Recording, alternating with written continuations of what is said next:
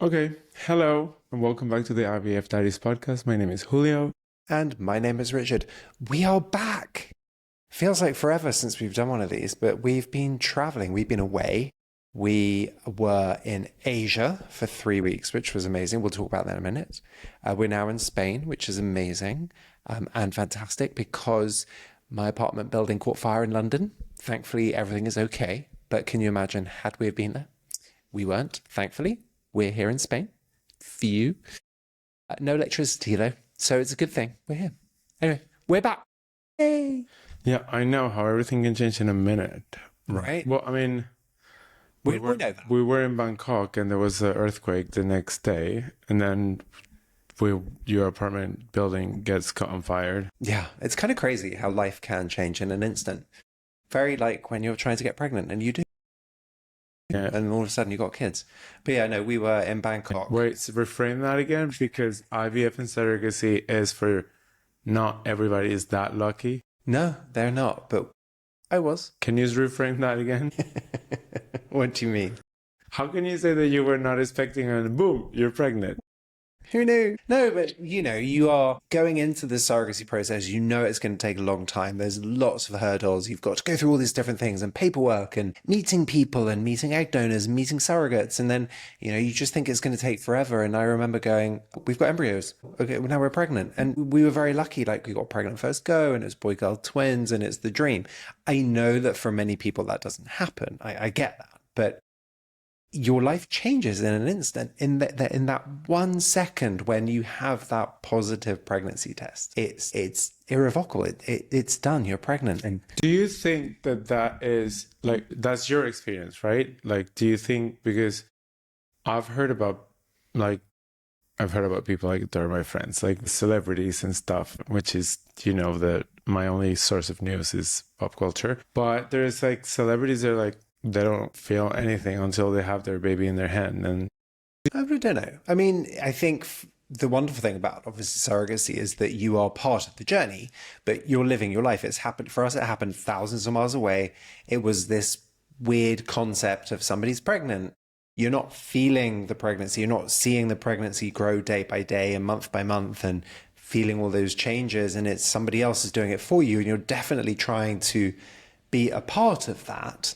But as a man, I was never going to feel that anyway. I would be looking at somebody growing and having a pregnancy, right? Until that baby comes. And I think somebody once said to me, for men, it takes a lot longer to have that moment with your child where you're like, oh my God, this is a love I've never felt before, because you don't really feel it till the baby arrives. Whereas the person who's carrying the baby goes through those changes and has that 9-month build up to having the baby, right? And I remember like the first few weeks going, oh my God, what's going on? No idea. Literally not understanding what was going on. And then that love grows and grows. And it continues to grow and get stronger as they get older. how many times a day did you say, what the hell did I get myself into? Today, Ever since day one. I think it changes as they get older. Like the struggles that I have today are different to the ones I had when they were born. No, I mean, but like when you have the babies, you're like, what the heck? Like, how, like, But anybody does. I mean, I don't know.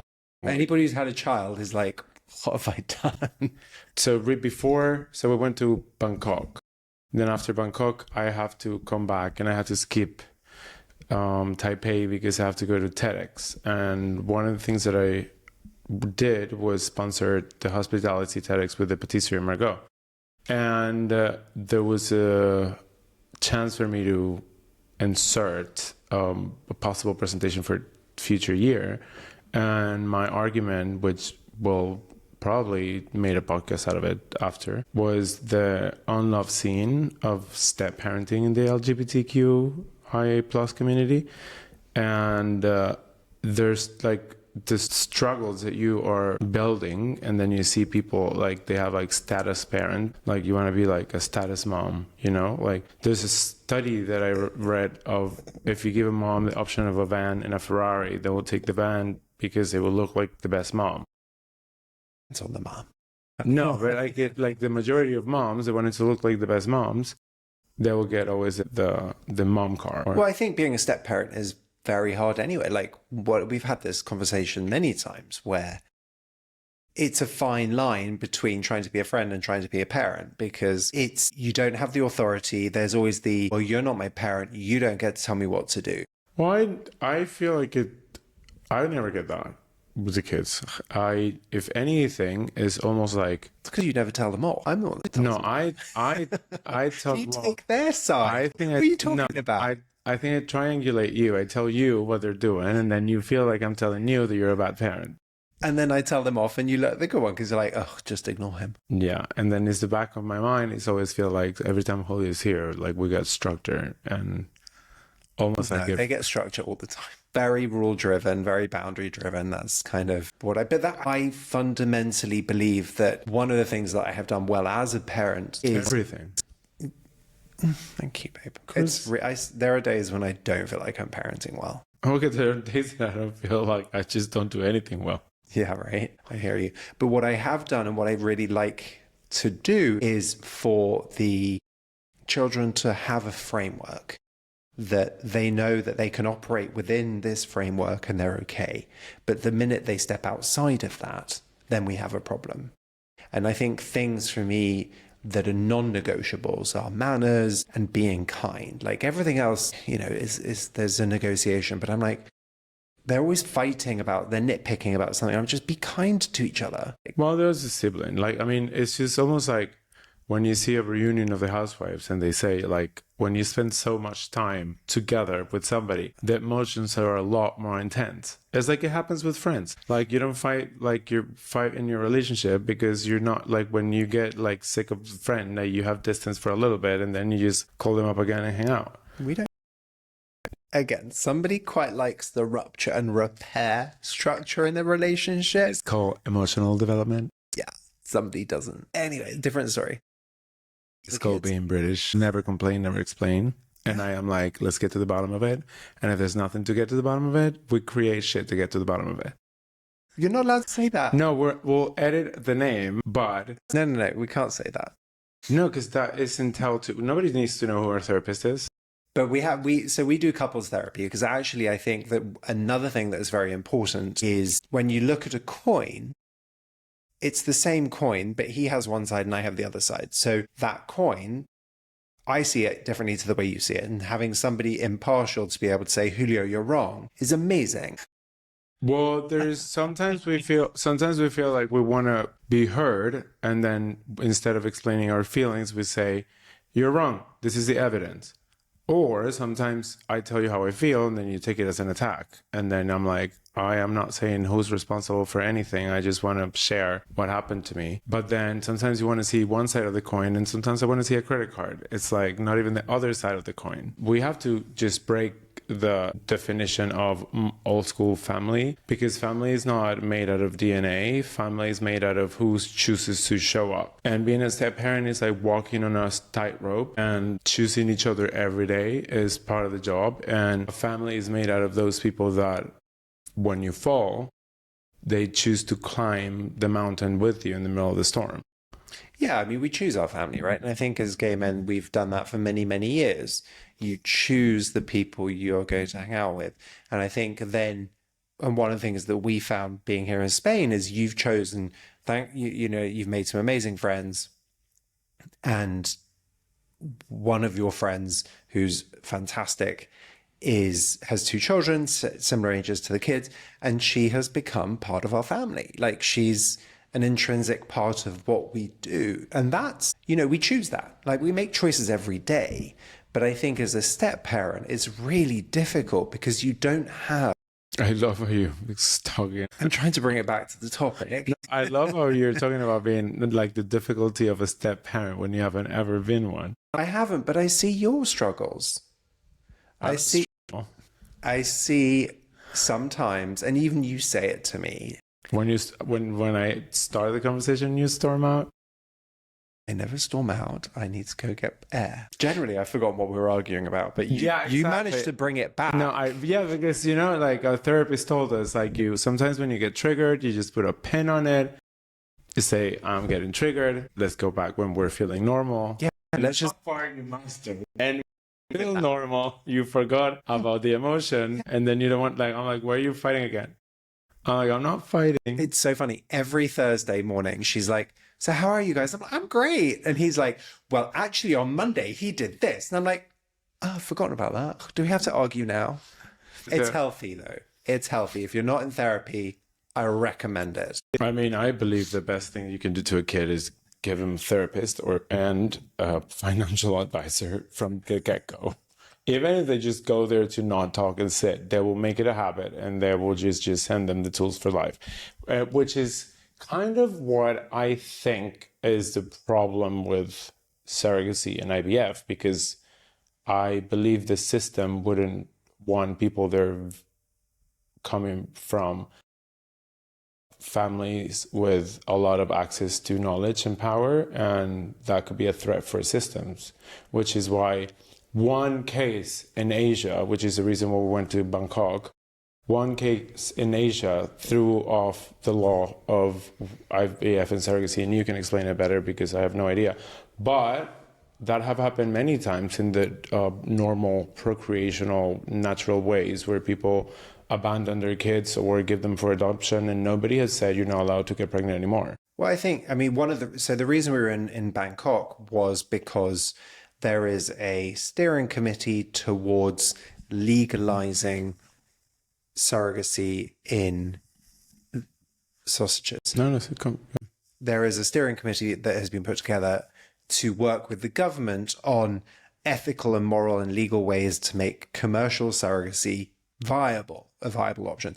And in 2013, there was a case where it was the baby gammy case, if you want to go research it, but that led to a series of events whereby the surrogacy industry in Thailand was shut. And so what they're doing, and I think which is great, is they're talking to experts around the world, and very amazingly, and I've honoured and humbled, I was asked to be on the steering committee to give the emotional side of the process. And as a parent and somebody who's worked in this field for many years, what can we do? I'm not a doctor, I'm not a lawyer, but I'm just somebody who's been through it. And they've asked me to be part of that, which is great.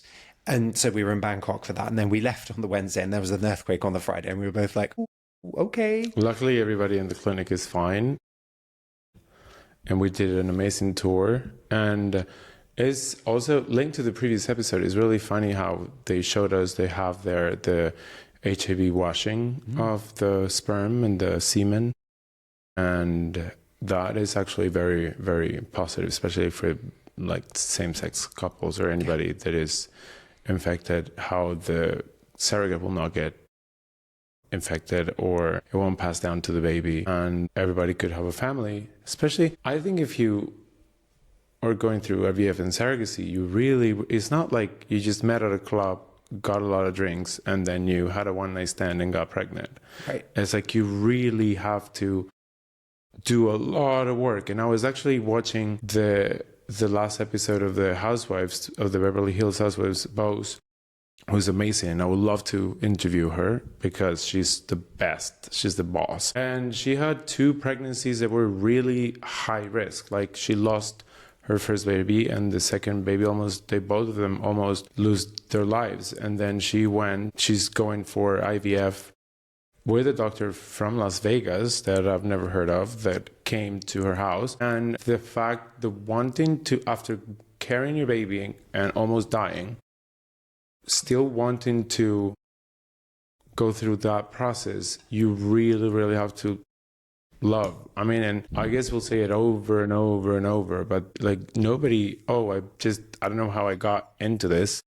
It's very prescribed. You really have to want to do it. And this comes back to what you were just saying about those people who are, not necessarily educated about the process. This podcast, many other people, there are lots and lots of resources out there to educate people on it. But I just wanted to lower the level of the words that people use, because most of if I see one more doctor with 700 degrees in the back and a robe like they just get out of surgery full of blood, it's just like, well, it's never full of blood. But if you're wearing your surgery, but they're proving their worth. You know that I can AI diplomas too.